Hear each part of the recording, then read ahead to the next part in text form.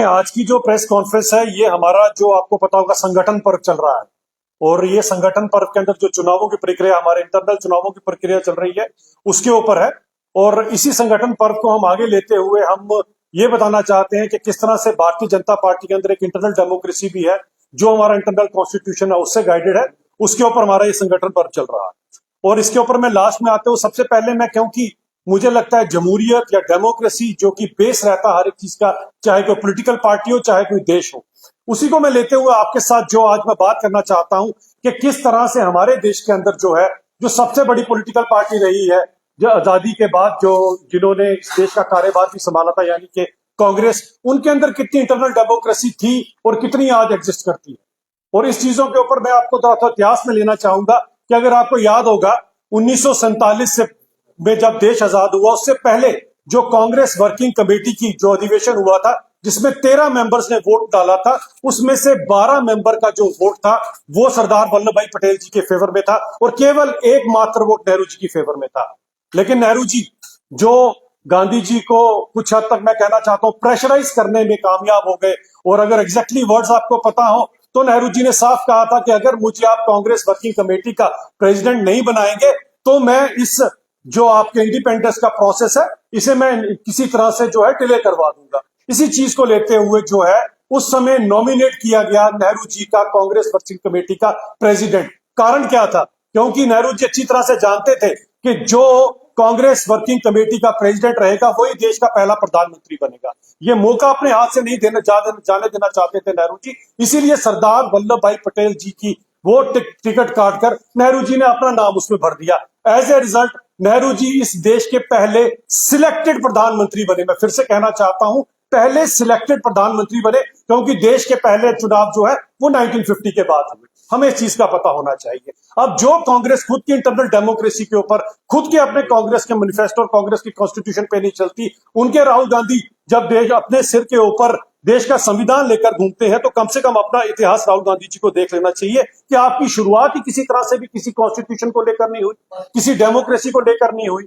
आज आप किस तरह से इस तरह की बात करते हैं तो इसका जरा राहुल गांधी जी को जवाब देना पड़ेगा। और मैं ये भी कोरिलेट करना चाहता हूं कि जम्मू कश्मीर की जो भी प्रॉब्लम हुई इसका कारण अगर मूलतः कोई रहा तो वही पहला जो कांग्रेस का चुनाव था जो कि एक सिलेक्टेड चुनाव था, इलेक्टेड नहीं था। जिसके कारण अगर आप देखें अगर सरदार वल्लभ भाई पटेल के पास इस देश का कार्यभार होता और वो देश के पहले प्रधानमंत्री होते तो जिस तरह से नेहरू जी ने प्रधानमंत्री बनने के बाद जब सरदार वल्लभ भाई पटेल पूरे देश के अंदर अलग अलग राज्यों को और अलग अलग राजाओं को गठित करके पूरा देश बना रहे थे तो जम्मू कश्मीर का चैप्टर डेलिबरेटली नेहरू जी ने सरदार वल्लभ भाई पटेल के हाथ से छीन लिया, जिसका कारण रहा जम्मू कश्मीर की समस्या जिसमें अभी हमें जाकर कुछ साल पहले ही जो है पूरा हिंदुस्तान के साथ पूर्ण विलय हमारा हुआ है। तो मैं कांग्रेस की इंटरनल डेमोक्रेसी को अपने संगठन पर्व के साथ जरूर बताना चाहता हूं कि संगठन पर्व क्यों मनाया जा रहा है और हम यहाँ पर डेमोक्रेसी का क्या मतलब समझते हैं जो सबसे पहले इंटरनल डेमोक्रेसी से शुरू होती है।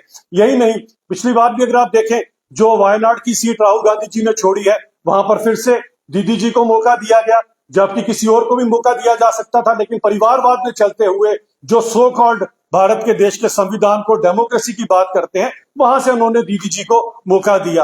आपको पता होगा मैं किन दीदी जी की बात कर रहा हूं, प्रियंका वाड्रा जी की बात कर रहा हूं जो आजकल डिजाइनर बैग लेकर घूम रही है। और डिजाइनर बैग भी उनके कहां से आते हैं ये आपको पता होगा। अब दुर्भाग्य ये है कि उनका डिजाइनर बैग है उसमें कभी बांग्लादेश का कोई बैग नहीं आता, ना ही कभी जो हमारे यहाँ पर कश्मीरी हिंदुओं का जो नरसंहार हुआ था ना कभी उसके ऊपर कोई डिजाइनर बैग उनका नजर आता है, ना ही 84 के दंगों के ऊपर जो हमारे सिख भाइयों के साथ जो जुल्मो सितम किया गया था ना उसका कोई डिजाइनर बैग उन पर नजर आता है, ना ही पाकिस्तान में 23% की माइनॉरिटी जो आज मात्र 2.3% रह गई है ना उसके ऊपर कहीं पे भी प्रियंका दीदी जी के कंधे पर वो डिजाइनर बैग नजर आता है। क्योंकि डेमोक्रेसी में इनका कितना यकीन आप यहां से पता लगा सकते हैं। मैं ये बताना चाहता हूं कि जो सबसे पहले चुनाव यहां पर हुए हैं उसके अंदर भी अगर आप देखें उसके बाद कांग्रेस ने अपनी रीच चलाई और कांग्रेस इसी भाई भतीजावाद और परिवारवाद के चलते हुए of the Gandhis by the Gandhis for the Gandhis ही करती रही।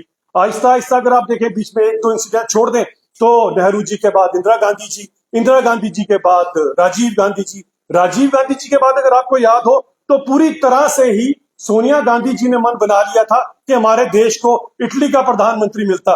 ये तो भला हो स्वर्गीय एपीजे अब्दुल कलाम का जिन्होंने सिटीजन सिटीजनशिप एक्ट निकाला, जिसके कारण जो है उस समय सोनिया गांधी जी इस देश की प्रधानमंत्री नहीं बन सकी। और लकीली आप समझे मनमोहन सिंह जी को ये चांस मिल गया, जिनका भी थोड़े दिन पहले स्वर्गवास हुआ है। तो उन्होंने कोई ऐसा आप सोचे कोई किसी दिल से या किसी चीज से नहीं बनाया, मजबूरी थी। सोनिया गांधी जी खुद प्रधानमंत्री नहीं बन सकती थी, क्योंकि एपीजे अब्दुल कलाम जी ने उनको बता दिया। सिटीजनशिप एक्ट बोलता है कि जिसके अंदर मूलतः भारत देश के अंदर जो जन्म हुआ है वही इस देश का प्रधानमंत्री बन सकता है।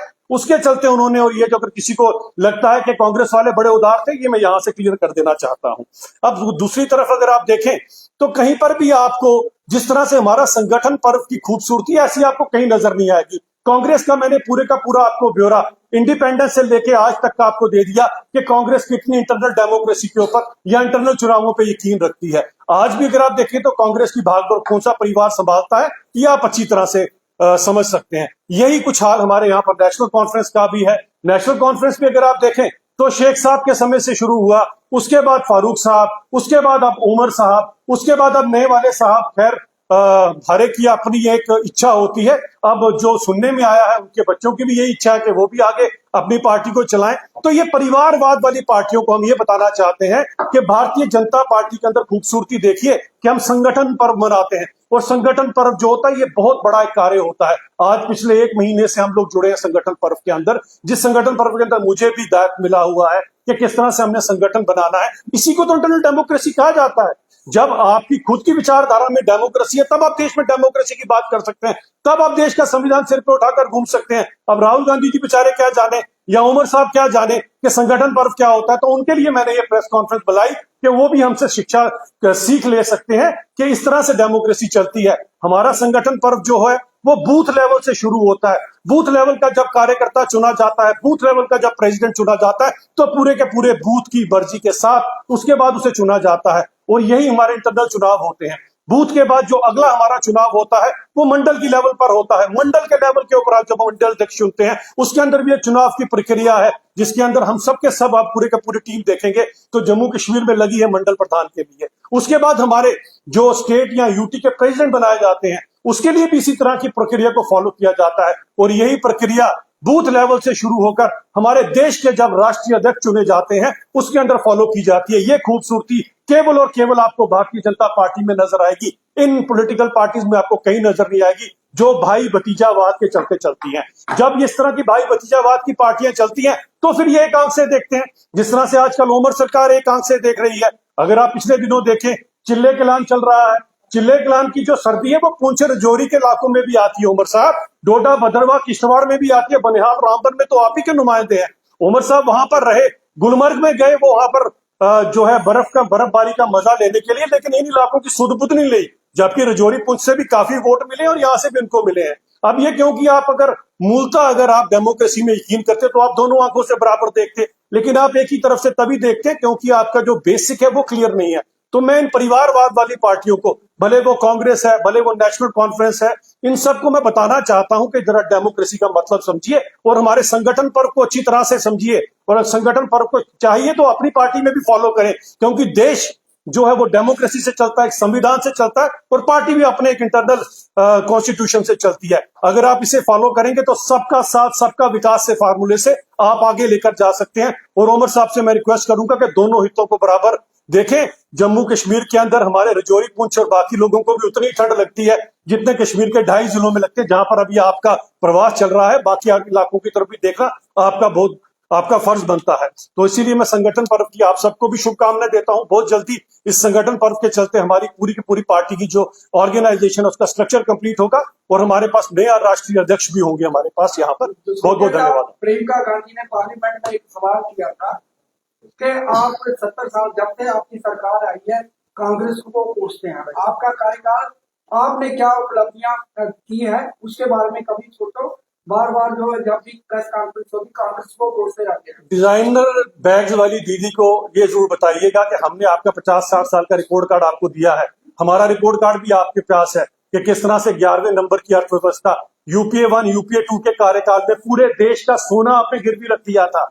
और अगर आपको याद होगा, और आज देश की क्या पोजीशन है, आज हमारी जीडीपी क्या है, और ये मैं बताना चाहता हूँ डिजाइनर बैग वाली दीदी को कि आज देश जो है 5वें नंबर की अर्थव्यवस्था से 3रे नंबर की तरफ पहुंचने वाला है और बहुत जल्दी जो है यहाँ पर पहुंचेगा। 25 करोड़ से ज्यादा लोग जो है वो डिजाइनर बैग वाली दीदी को पता होना चाहिए, गरीबी रेखा से उठकर ऊपर आए हैं। और आज इस भारत को, जिसको आपकी कांग्रेस ने केवल और केवल सपेरों का देश बनाकर रखा था, आज वो वैक्सीन देने वाला देश बन चुका है। आज वो है जो अंतरिक्ष में सबसे पहले पहुंचता है कई जगहों पर। आज ये वो देश है जिसका लोहा पूरे देश मानते हैं। और वासुदेव कुटुंबकम के चलते ये भारतीय जनता पार्टी ने ही जो 10 साल से यहाँ पर कार्य किए कि पूरी दुनिया हम साथ लेकर अपने चल रहे हैं। 90-80 करोड़ लोगों को मुफ्त में राशन दिया जाता है, कम से कम उनको रोजगार देते। 80 करोड़ लोगों को राशन नहीं दिया जाता। रोजगार भी बहुत है, और अगर मिल रहा है तो अच्छी बात है ना। इस देश के अंदर इतना सामर्थ्य था, शुरू से सामर्थ्य था, ये देना नहीं चाहते थे, दूसरी बात है। गरीबी रेखा के नीचे आ गया 80 करोड़ लोगों को राशन। ये गलत इंडेक्स है, ऐसा नहीं है। गरीबी रेखा से उठकर ऊपर गया है देश, तभी तो इतने लोग जो है 25 करोड़ का मैंने डाटा दिया है, आजादी से लेकर आज तक का डाटा निकाल दीजिए। 25 करोड़ छोड़िए, 2.5 करोड़ का जरा आंकड़ा निकाल के दिखा दे मुझे कांग्रेस। अभी बहुत बहुत जिस धन्यवाद। तरह से भी विंटर कैपिटल जम्मू है, और देखा जाए तो सरकार को कामकाज यहीं से करना चाहिए। उमर अब्दुल्ला अपने मंत्रियों के साथ कश्मीर में जिस तरह से प्रेस कॉन्फ्रेंस कर रहे थे और बता रहे थे कि क्या भविष्य में करना है, या फिर जो चुनौतियां आगे आ रही हैं। आपने भी कहा कि वो पुंछ राजौरी नहीं जा गए हैं, वहां पर भी सर्दी पड़ रही है, तो आपको लगता नहीं है वो सिर्फ कश्मीर को ही फोकस कर रहे हैं, जम्मू को निगलेक्ट अभी से ही करना शुरू हो गया? सरकार में 2 महीने भी नहीं हुए। बिल्कुल सही सवाल है आपका। मैंने कहा ना, 2.5 जिलों तक सीमित नहीं है जम्मू कश्मीर। जम्मू कश्मीर एक बहुत बड़ा यूटी है, ये 2.5 जिलों तक सीमित नहीं। लेकिन उमर साहब की मजबूरी है, उनको लगता है कि वही 2.5 जिले हैं जो फिर जम्मू कश्मीर पूरे का पूरा एग्जिस्ट करता है। यही कारण है कि अगर आप देखें तो हर एक चीज में वो एक ही आंख से देखते हैं, और ये दिक्कत हमारे जम्मू कश्मीर के लोग फेस कर रहे हैं। और रही बात विंटर कैपिटल या समर कैपिटल, हम तो कहते हैं कैपिटल दोनों जगह पर ही रहनी चाहिए, जैसे हमारा मानना है। क्या सर्दियों में कश्मीर के लोगों को जरूरत नहीं है कि उनकी सेक्रेटरीट में कोई हो?